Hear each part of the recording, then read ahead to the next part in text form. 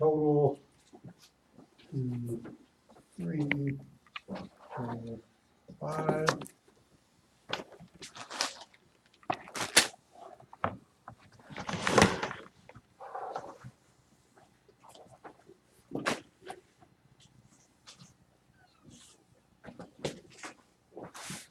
All right, so we're given, looks like one of the voltages.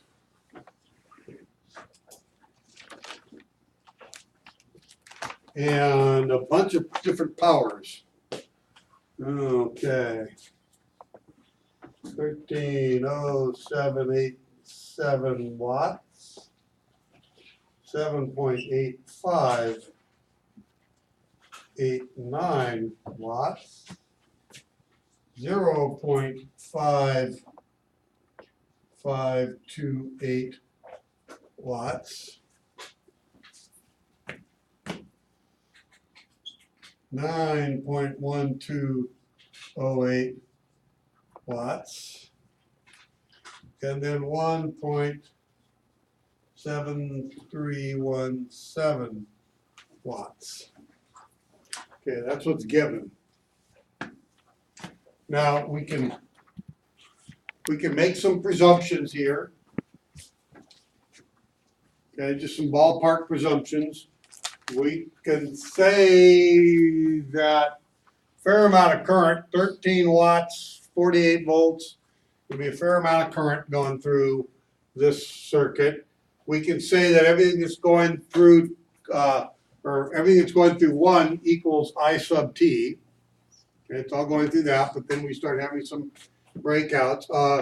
We'd say that's kind of a little bit low. That's like half a watt. So these two are probably going to be slightly higher resistors, and the rest of these are going to be fairly low resistors because they're consuming a fair amount of energy, right? A fair amount of power. Without doing any analysis of the circuit, we do have enough ingredients in the chart to solve for two things, right? Yes. We can solve for power total, and we can solve, well, really three things. We can solve for current total, and we can solve for resistance in resistor 1 using the various different forms of Ohm's law, right? Okay, so if we solve for those, let's see, 13 and 7 is going to be 20 plus some change, close to 21. 9 is going to be 30. 2 more is going to be 32, and a little bit of change. So it's probably going to be about 32 and a half watts, something like that. Let's see, survey says 32.34, 32.3429. Okay. So we can solve for that.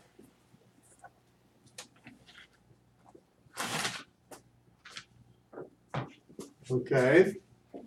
We can solve for, using Ohm's law, divide the 13 by 48 to solve for I sub t, as well as current across number 1.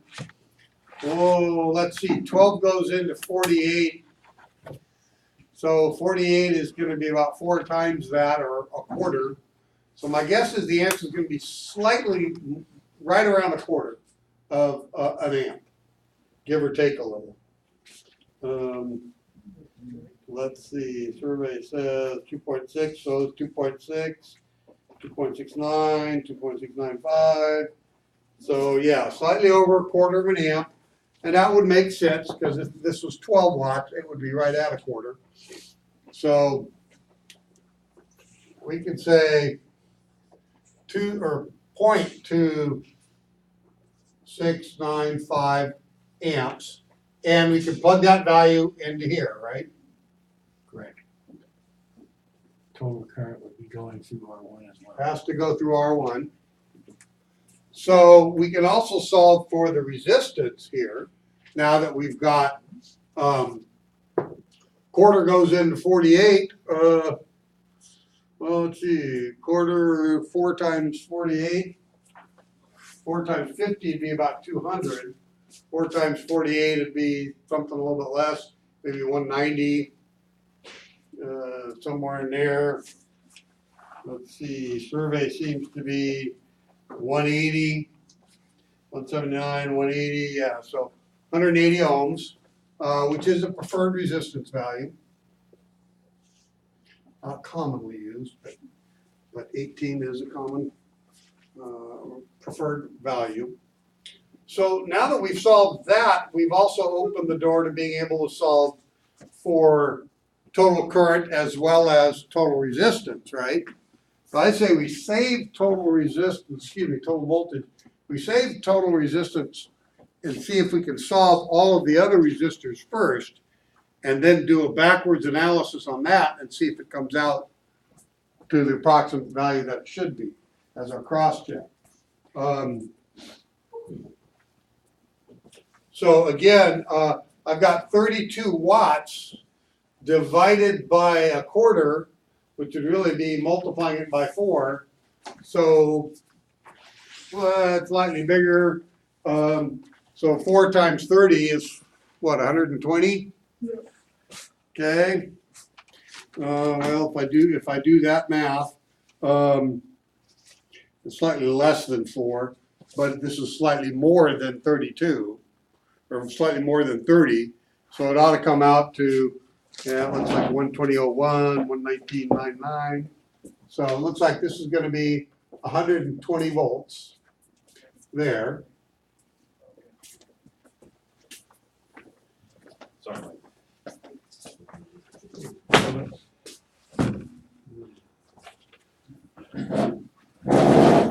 Okay, looking at total resistance, there seems to be a number of values, but let's wait on that one. Let's wait on that one.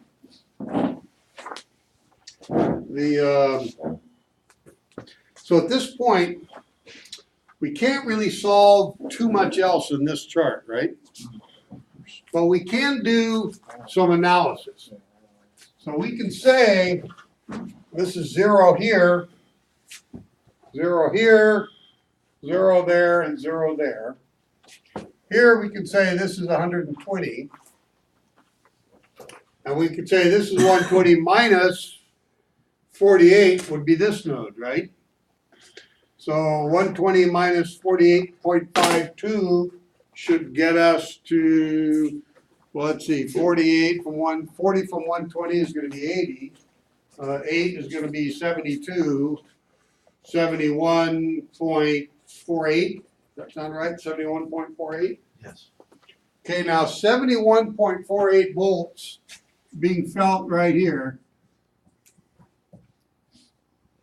And that's going to be felt from here to here, here to here, and here to here, right? Yeah.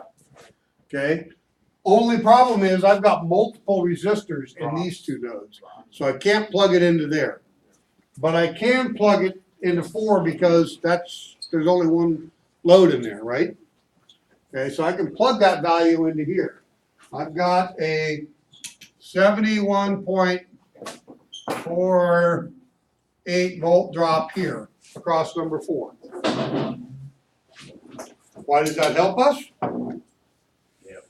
Well, yeah, it does, because Kirchhoff's law says I've got 0.2695 amps of current coming in.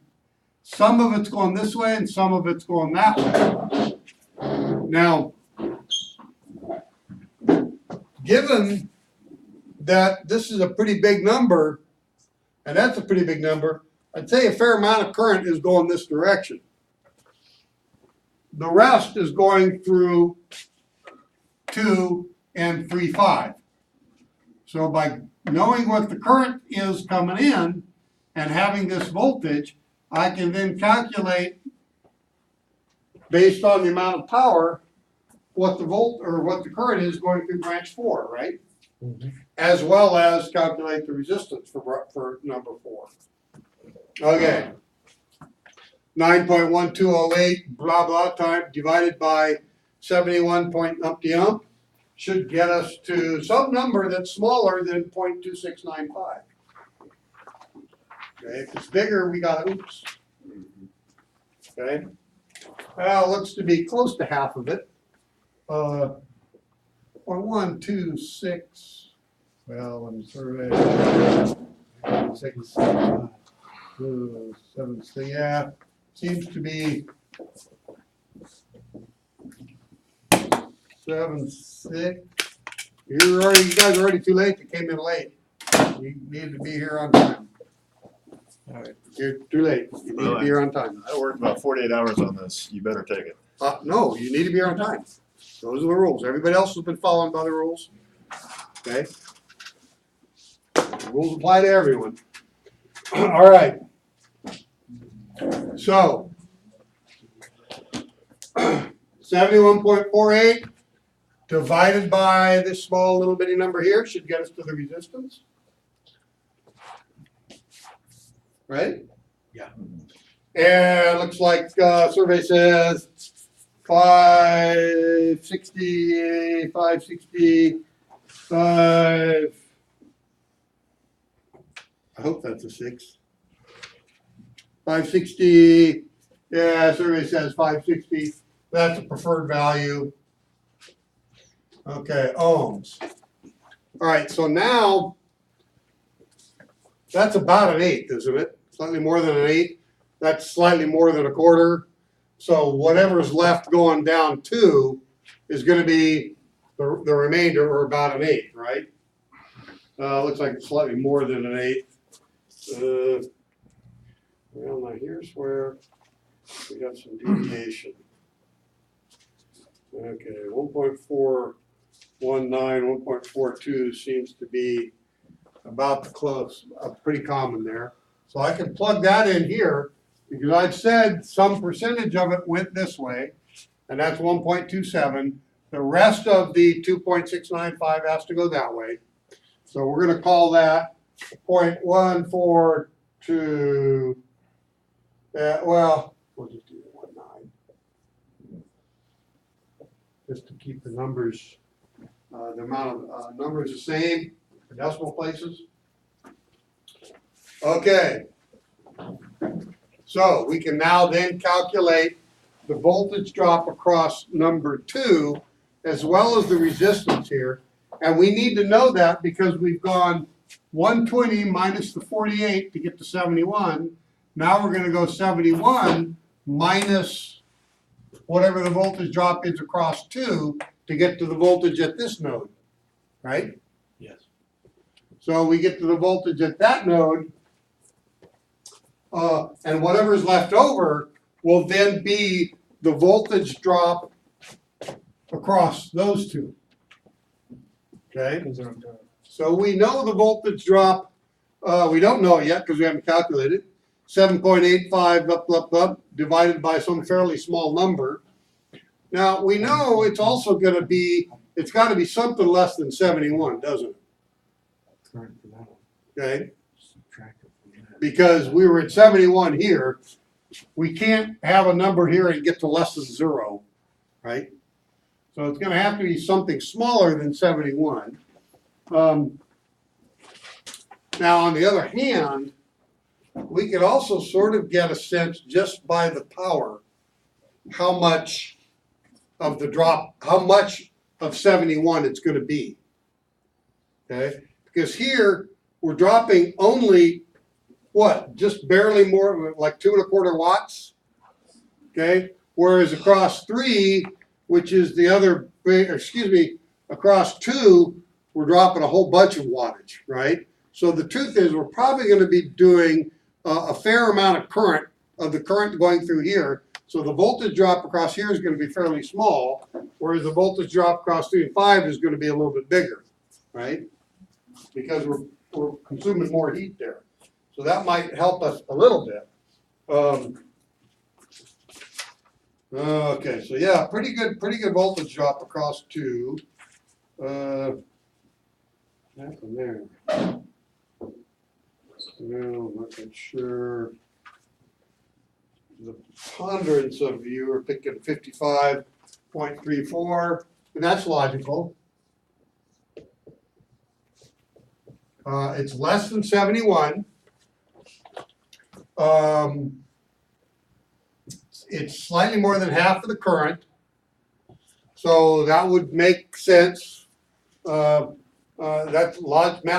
that makes a little bit of sense. Then if I were to take the 0.1419 and divide it into the 55, that looks like it gives me 390 ohms. 39 is a preferred value. So that's fairly logical. Now, by taking the 55 that I dropped from the 71, so I'm going to drop from 71, here I dropped 48 point whatever it was, 52. Here I'm going to drop 55, what did we say, 0.34? Yes. 0.34 volts to some node value there. 71 minus 55, it looks like it gets us to, 70 from 55 would be 15, so 71 would be 16 and some change. Yeah. That makes sense. So, what is it, 34 to 48, so that looks like about 12. 16.11, 16.13, 16.14, okay. So, and that's a value that I can plug into both 3 and 5, right? Because they're both in parallel? Mhm. Everybody agree? Yeah. Okay. Okay, 16.12 volts, 16.12 volts. All right, so that then lets us start working out the rest of the grid. So this is going to be a fairly small number. Now we know the current that's going through 3 has also got to go through 5, or no? No, what we know is the current coming out of 2 has to be split between 3 and 5, right? Mm-hmm. Okay, we can calculate that. We can calculate it a couple of different ways. Might be a decent cross check. Certainly now that we have those two values, we can calculate and hope that we came up with 2 different values, and then these 2 should add up to that, right? Maybe that would be a decent cross check. So let's do that. So if we take the 1.7317 divided by 16, it has to be a number smaller than 0.14. 0.1073. Ooh, somebody went way off. 1073 seems to be a pretty common answer. All right, and that is smaller than 0.14. That means our answer, what's going through 3, has to be something like 0.04 or 038, something like that. 0342, 0343. Okay, so 0.0343 amps. All right, that's based upon doing the math that way and doing the math that way. And if you add them up, they come pretty close to this, right? So we're probably still on target. All right, so now dividing both of those into the voltages. Let's see, if this was just straight 0.1, our voltage would be 100, or ohms would be 160, right? Be just 1 decimal place over. Yeah. But because it's slightly larger, the next preferred value is probably going to be 150. So I'm just going to go with that. Not doing the math in my head. I would probably want to do the math in my head. Okay. The other one, that's a pretty small number. That's like, was it a third of that, right?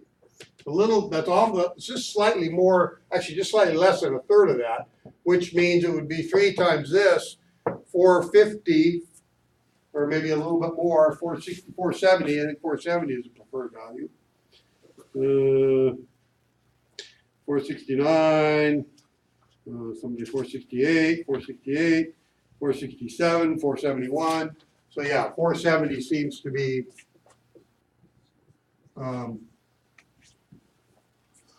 pretty common answer. So now I can solve for R sub t both ways. Okay, I could divide 32 by 120, right? Yes. Or I could go the other way and solve it by going through analysis. Parallel, right? Add it to series. Once you've done the series, parallel it. Then add it to series again. Right? Survey says 445, 446, somewhere in there. And my guess is the slight differences is it may come from some of you calculating it one way, some of you calculating it the other way. But 445 and change for R sub t. Okay, so this one is just a parallel series, right? Series bound. Well, looking at it from that direction, but the way you would analyze it would be probably easier to do those two first, then connect it to the series, then parallel it to 4, then connect it back to the series, right? In terms of solving for R sub t. Okay. Next problem, next one. We're going to go up to 6. 6 resistors. This one's actually looks a little difficult at first. I got a hand up in the last one too. This one actually looks a little difficult at first, but it really isn't that hard. This one's easy.